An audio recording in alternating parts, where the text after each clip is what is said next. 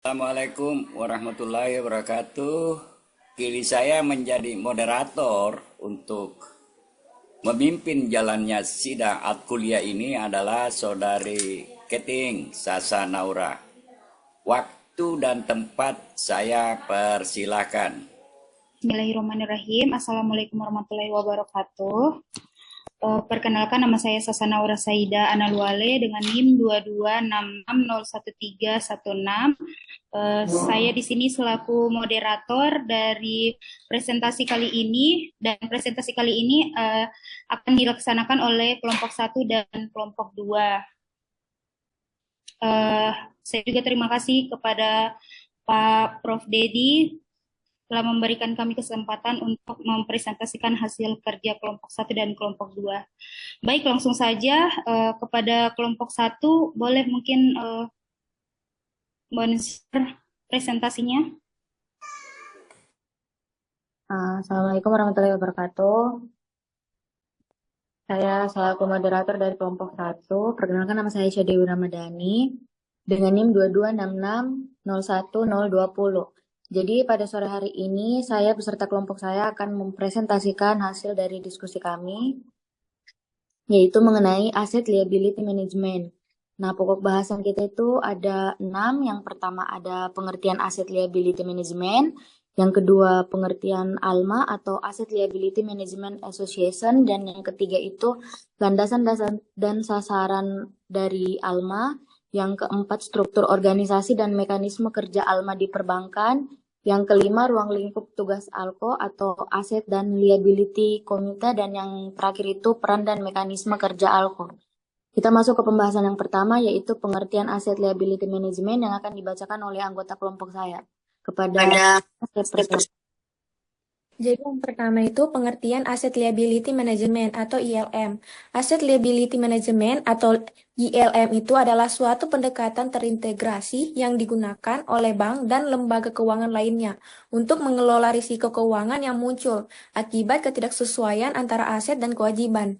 Dalam konteks ini, perbankan aset mencakup seluruh bentuk penyaluran dana seperti kredit, surat berharga, dan investasi lainnya. Sedangkan kewajiban meliputi dana yang dihimpun dari masyarakat seperti simpanan, giro, deposito, maupun pinjaman antar bank. Dengan kata lain, ILM adalah proses manajemen keuangan strategis yang bertujuan untuk mengelola risiko likuiditas, risiko suku bunga, dan risiko pasar lainnya guna memastikan bahwa struktur neraca bank tetap sehat, efisien, dan sesuai dengan profil risiko yang dapat ditoleransi oleh bank. ILM memiliki fungsi penting dalam memastikan bahwa bank memiliki likuiditas yang cukup untuk memenuhi kewajiban jangka pendeknya, serta mampu mengelola risiko suku bunga yang dapat mempengaruhi pendapatan bunga bersih atau net interest margin. Dan yang selanjutnya itu pengertian ALMA atau Asset Liability Management Association. Baik, saya akan lanjutkan. Pengertian ALMA Asset Liability Management Association adalah suatu asosiasi atau organisasi profesional yang beranggotakan para praktisi manajemen aset dan liabilitas dari berbagai lembaga keuangan seperti bank, perusahaan, asuransi, dan institusi keuangan lainnya. ALMA dibentuk sebagai wadah untuk berbagi pengetahuan, pengalaman, serta pengembangan praktik terbaik dalam mengelola aset dan liabilitas. ALMA adalah organisasi non-profit yang berfokus pada pengembangan profesional di bidang manajemen risiko keuangan, khususnya yang berkaitan dengan pengelolaan aset dan liabilitas. ALMA tidak hanya mencakup institusi perbankan, tetapi juga perusahaan asuransi, lembaga pembiayaan dana pensiun, hingga regulator. ALMA bertindak sebagai yang pertama jembatan antara teori dan praktik dalam manajemen risiko, kedua platform edukasi dan komunikasi bagi para pelaku ILM, ketiga penggerak kebijakan dan advokasi terhadap peraturan yang relevan dan industri keuangan.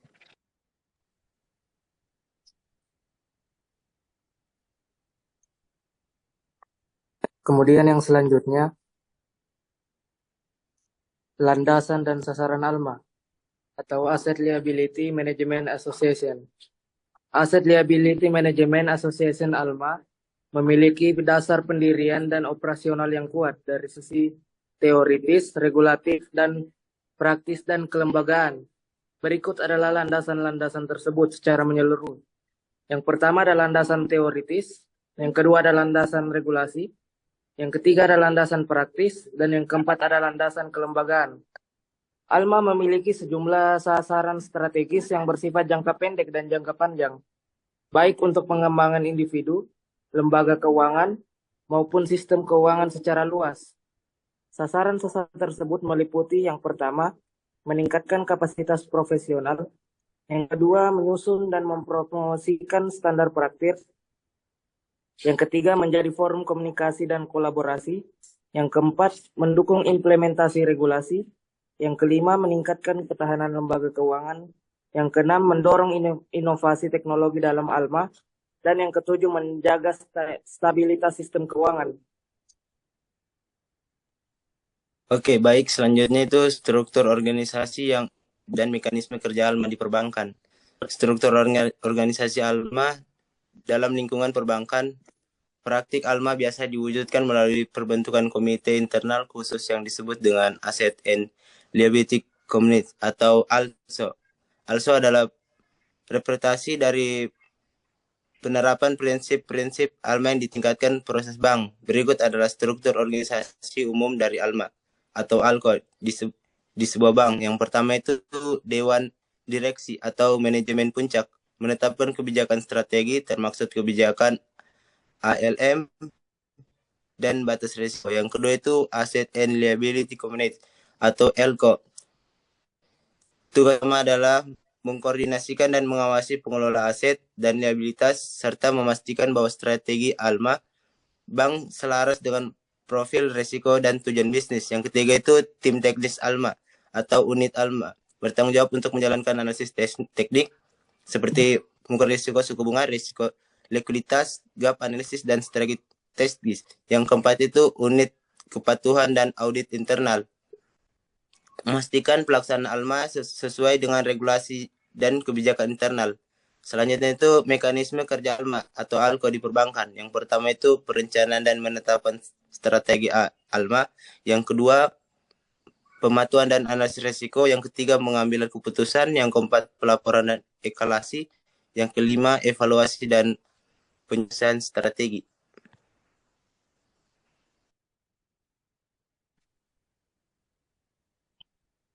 Baik, saya lanjut. Ruang lingkup tugas ALCO, Asset and Liability Committee. ALCO adalah komite strategis dalam struktur organisasi bank yang bertanggung jawab terhadap pengelolaan risiko aset dan liabilitas serta menjamin bahwa struktur keuangan bank tetap sehat dan seimbang dalam jangka pendek maupun jangka panjang. Ruang lingkup tugas ALCO mencakup seluruh aspek strategis dan operasional dalam pengelolaan aset dan liabilitas, termasuk risiko likuiditas, suku bunga, nilai tukar, serta strategi pendanaan. Dengan peran ini, ALCO menjadi kunci dalam menjaga keseimbangan finansial, profitabilitas, dan daya tahan bank terhadap risiko pasar. Baik, saya lanjutkan. Peran dan mekanisme kerja ALCO. Peran ALCO dalam pengelolaan ALM yaitu sebagai pengambil keputusan strategis dan pengawas utama dalam pelaksanaan aset liability management bank. Mekanisme kerja ALCO terdiri dari serangkaian proses rutin dan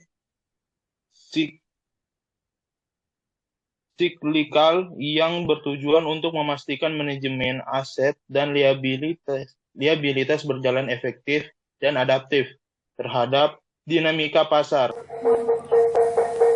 Perkenalkan, nama saya Puji Samsinar selaku moderator dari kelompok 2. Judul materi kami yaitu perilaku sumber dan penempatan dana.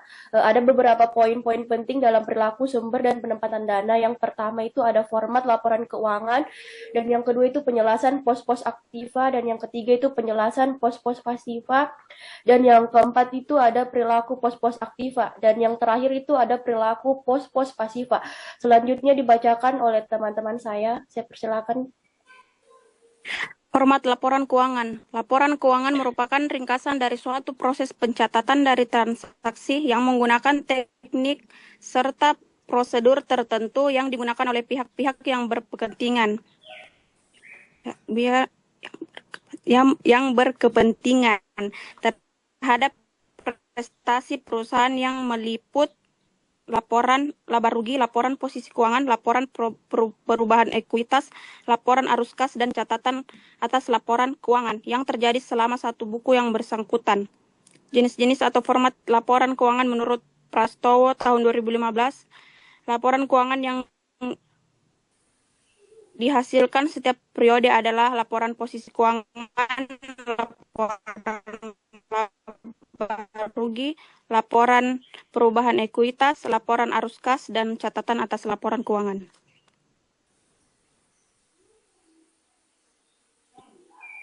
Penjelasan pos-pos aktiva. Menurut Wahyuni 2020, pada umumnya aset atau aktiva dapat diklarifikasikan menjadi 3. Golongannya itu, yang pertama, konvertibilitas, aset lancar, dan aktiva tidak lancar. Yang kedua, keberadaan fisik, aset berwujud, dan aset tidak berwujud. Yang ketiga, penggunaannya aset operasi dan aset non-operasi.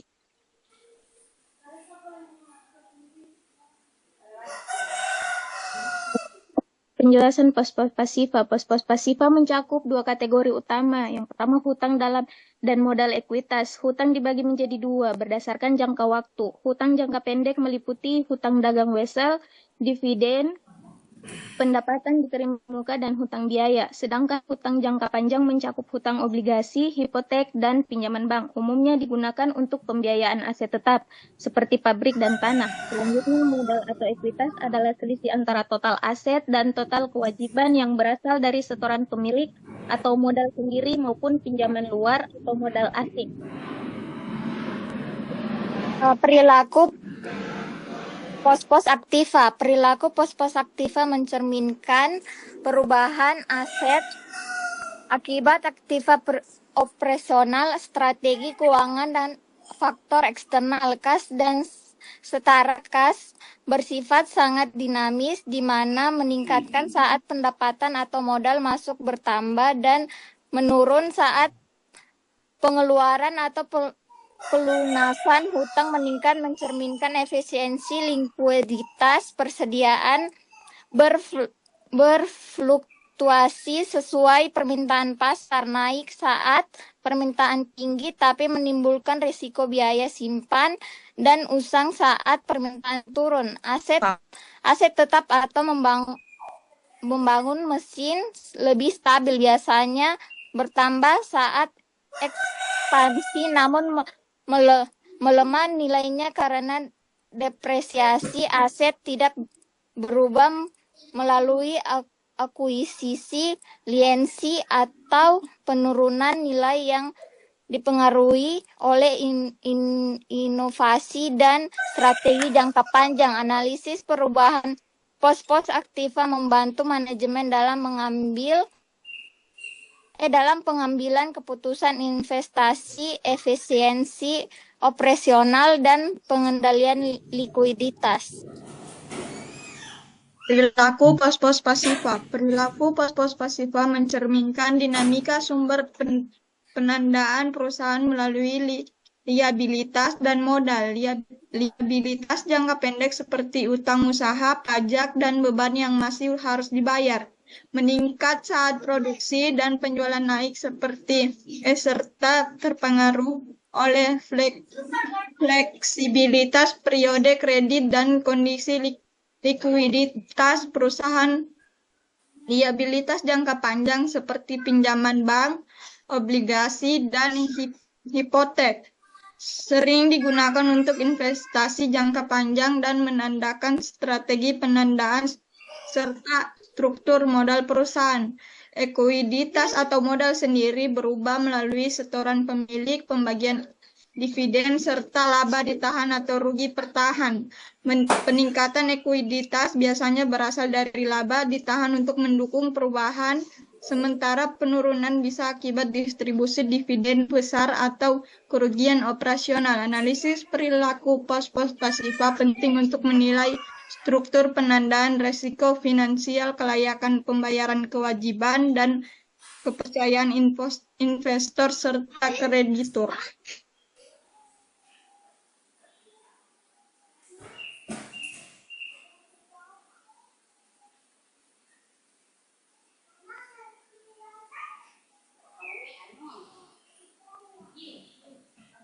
Sudah selesai Bapak. diskusi.